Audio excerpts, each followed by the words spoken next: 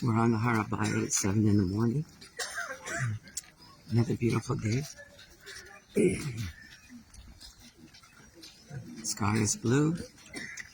And remembering the Parsha, it's about, the next few Parshas are all about the Mishkan, the articles of the Mishkan, and so forth. Because the sages say when Hashem brought the children of Israel out of Egypt, his intent was to have them to build the Mishkan. He wanted to dwell in the midst of his children. He brought them out because Hashem confesses with his own lips, I bring you out because Hashem loves you and because he keeps his oath of the forefathers. And Hashem desires a resting place. But what can we understand about the Mishkan that's not so often talked about? In one sense, it's a revelation of the humbleness of God and the love of God. Because the children of Israel were dwelling in booths, in tents, in very humble structures when they came out of Egypt.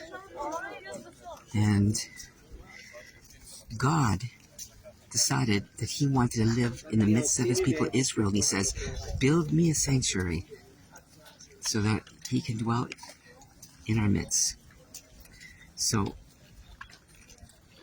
But the sanctuary was a very humble structure also. Yeah, there was gold in it and fancy articles.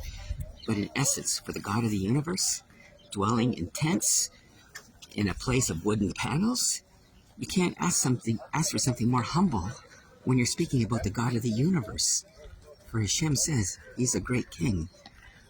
But nevertheless, we learn something about God, the humbleness of God and the love for his children, that he wanted to dwell in their midst, just as they did. He did not exalt himself above them, but he said, I'm living with you, right in the middle.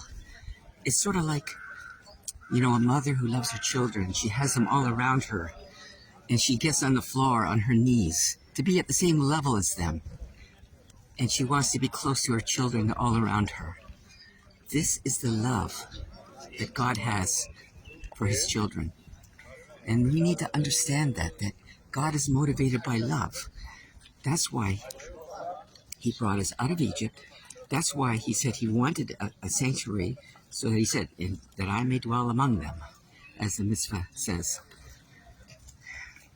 Now,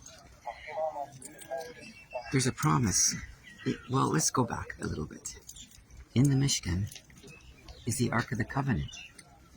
And the Ark of the Covenant contained the tablets of the covenant, and eventually a copy, the original, of the actual Torah itself, the scroll. And the divine presence rested above that ark. Just think about how important what was inside that ark. He rested between the Kruvim. Hashem was saying a message about the importance that the covenant, the marriage contract of the law and the Torah mitzvot draw the presence of God.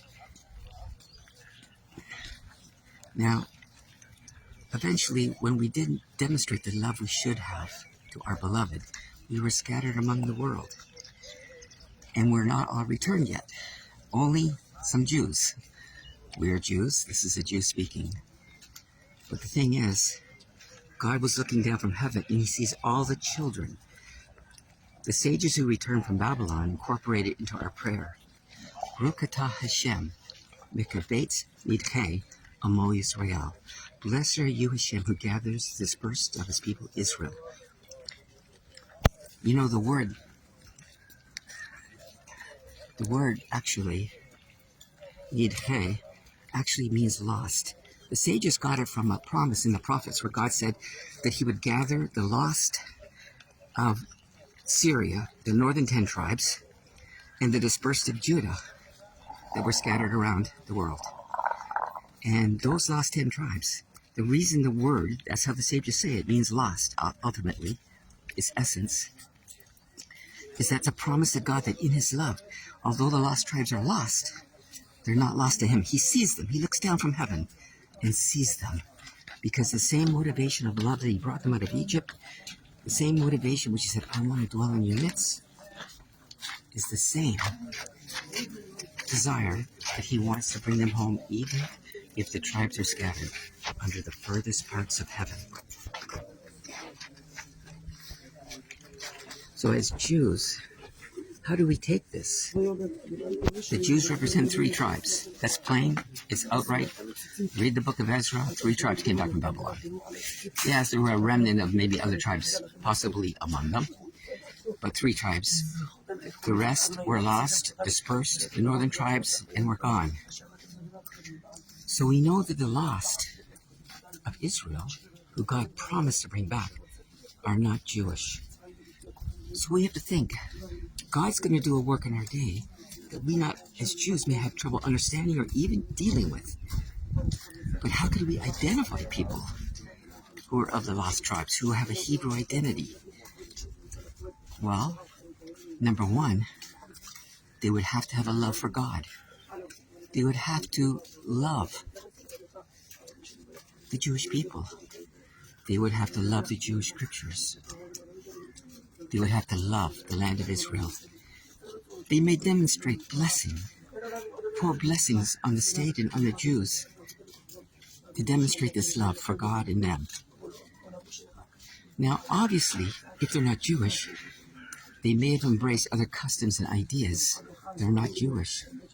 This is where we have to understand where they may be coming from, that we not be their adversaries, but we bring them to Torah. Hashem is going to do a work in our day that we could not have understood, because he's bringing his children home, all the tribes of Israel. And just as God didn't say it, he brought the Jewish people out of Egypt, as people like to translate it, God brought the tribes of Israel out of Egypt. And the last redemption is greater than the first, the prophets say. And he will bring them back, all of them. And everybody will know that he's Hashem, who sanctifies himself. He says, you will know I'm Hashem when I'm sanctified among my people Israel, when I dwell in their midst forever. Thank you, Hashem.